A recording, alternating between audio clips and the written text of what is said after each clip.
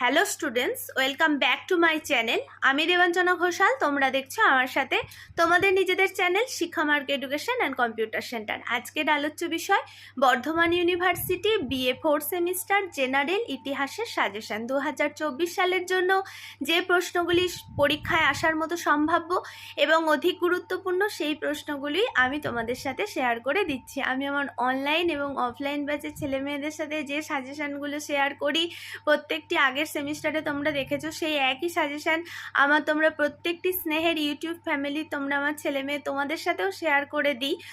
তো যেটা বলার যে তোমরা যারা যারা ইতিহাসকে মেন পেপার হিসাবে রেখেছো সিসি 1ডিতে বা 2ডিতে, তোমরা একটু তোমাদের অ্যাডমিটটা দেখে নিও, কারণ এই ভিডিও পোস্ট করার পরেই প্রচুর সংখ্যক ছাত্রছাত্রী হোয়াটসঅ্যাপে মেসেজ করে যে ম্যাম এটা সিসি 1ডির দিলেন না 2ডির দিলেন না জিইর দিলেন। তো সেই হিসাবে বলে দিই, তোমরা যারা যারা আমার স্নেহের পাশের ছেলে মেয়ে আছো, তোমাদের সিসি কোড সিসি 1ডি হতে পারে বা 2ডি হতে পারে, এবং আমার প্রত্যেকটি অনার্সের স্নেহের ছেলে মেয়ে তোমাদের জিই 4 হিসাবে তোমরা যারা যারা ইতিহাসকে রেখেছো এই 2024 সালে বর্ধমান ইউনিভার্সিটির আন্ডারে যে কোনো কলেজে পড়ো, তোমাদের জন্য এই যে সাজেশন দিচ্ছি সমানভাবে উপযোগ্য।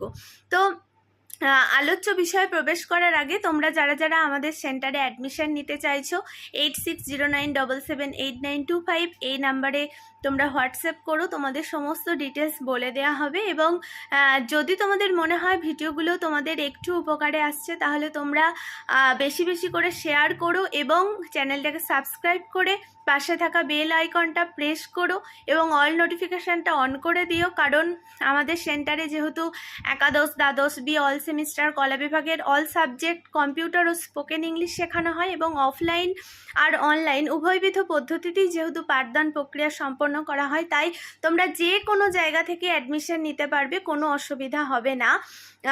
আর তোমরা একটা কথা বারবার দেখছি বলছো যে যে যার সাবজেক্টের কথা বলছো। দেখো, তোমাদের 4th সেমিস্টারে অলরেডি বাংলা দেওয়া হয়ে গেছে, সংস্কৃত দেওয়া হয়ে গেছে, দর্শন দেওয়া হয়েছে এবং এডুকেশন দেওয়া হয়েছে। আজকে তোমাদের ইতিহাস দেওয়া হচ্ছে, রাষ্ট্রবিজ্ঞান, সব কিছুই দেওয়া হবে। আমার সেন্টারে এই 24 সালে যে সমস্ত আমার ব্যাচ আছে, মানে 2024-এ আমার কাছে যে সমস্ত অনলাইন আর অফলাইন ব্যাচের ছেলেমেয়েরা পড়ে এবং 4th সেমিস্টারে যা যা সাবজেক্ট আমাদের এই সেন্টারে এবছর ভর্তি হয়েছে স্টুডেন্ট, তোমরা সব কিছু সাজেশন পাবে। একটুখানি সময় দিও আর এইভাবে পাশে থেকেও ভালোবাসা দিও।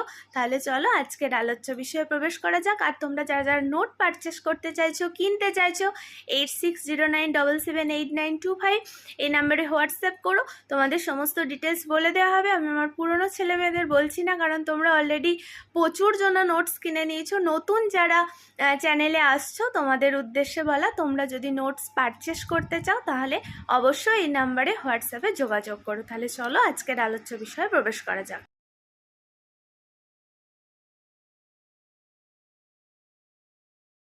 আচ্ছা দেখো, তো বিএ 4th সেমিস্টার হিস্ট্রি বা ইতিহাস জেনারেল বা পাস সাজেশন 2024 বর্ধমান ইউনিভার্সিটির আন্ডারে তোমরা যে কোনো কলেজেই অ্যাডমিশন নিয়ে থাকো এবং 4th সেমিস্টারে মেন পেপার হিসাবে ইতিহাসকে রেখেছো, তোমাদের সিসি 1ডিতে বা 2ডিতে বা অনার্সের ছেলে মেয়ে যারা আছো, তোমরা যারা পাশে জিই 4 হিসাবে ইতিহাসকে রেখেছো, তোমাদের সবার জন্য এই সাজেশন সমানভাবে উপযোগ্য।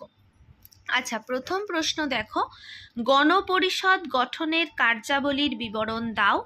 2 নম্বরের প্রশ্ন, ক্যাবিনেট মিশন ও ক্রিপস মিশন সম্পর্কে যা জানো আলোচনা করো। 3 নম্বরের প্রশ্ন, সুভাষচন্দ্র বোসের নেতৃত্বে আজাদ হিন্দ ফৌজের INA স্বাধীনতা সংগ্রাম উল্লেখ করো। 4 নম্বরের প্রশ্ন, 1935 থেকে 1947 খ্রিস্টাব্দ পর্যন্ত ভারতে যে সাম্প্রদায়িক গতি প্রকৃতি লক্ষ্য করা যায় তা উল্লেখ করো। 5 নম্বরের প্রশ্ন, কার্জেনের বঙ্গভঙ্গ উদ্দেশ্য কী ছিল? বা দিতে পারে যে স্বদেশী আন্দোলন, মানে এই বঙ্গভঙ্গ যখন প্রস্তাব উঠেছিল তখন যে সমস্ত স্বদেশী আন্দোলনগুলি হয়েছিল তার ঐতিহাসিক গুরুত্ব সম্বন্ধে আলোচনা করো। 6 নম্বরের প্রশ্ন, নববঙ্গ আন্দোলনের অবদান লেখো। 7 নম্বরের প্রশ্ন, মহাবিদ্রোহ থেকে জাতীয় কংগ্রেস প্রতিষ্ঠার অন্তর্বর্তীকালে ভারতের রাজনৈতিক দল গঠনের প্রয়াস উল্লেখ করো। 8 নম্বরের প্রশ্ন, ধর্ম ও সমাজ সংস্কারক হিসাবে রাজা রামমোহন রায়ের ভূমিকা উল্লেখ করো। 9 নম্বরের প্রশ্ন, চিরস্থায়ী বন্দোবস্তের সুফল অথবা কুফল সম্বন্ধে যা জানো লেখো। 10 নম্বরের প্রশ্ন, সাঁওতাল বিদ্রোহের কারণ ও তাৎপর্য লেখো।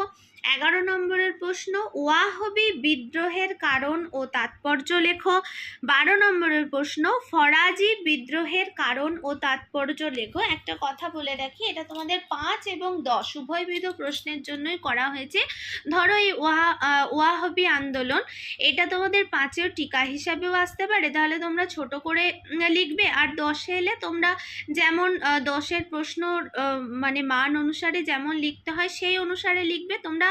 আমি বারবার আমার স্টুডেন্টদের বলি, বা আমরা যখন নোটস রেডি করি, আমরা সবসময় 10-এর মতো করেই রেডি করি, এবং সেখান থেকে বেশিরভাগ আমাদের বলা হয়ে থাকে স্টুডেন্টদের যে যদি এটা 5-এ এসে যায় তাহলে তোমরা 5-এর মতো করে নিও, আর যদি 10 আসে তাহলে 10-এর মতো করে লিখবে। কারণ একটা 5-এর প্রশ্নকে বড় করা যায় না, কিন্তু 10-এর যে প্রশ্ন সেখান থেকে ছোট করে 5-এ লেখা যায়। তার জন্যই বলে দেয়া যে এই প্রশ্ন কিন্তু 5-এও দিতে পারে তোমাদের, অথবা 10-এও দিতে পারে। 13 নম্বরের প্রশ্ন, নীল বিদ্রোহের কারণ এবং ফলাফল সম্বন্ধে আলোচনা করো।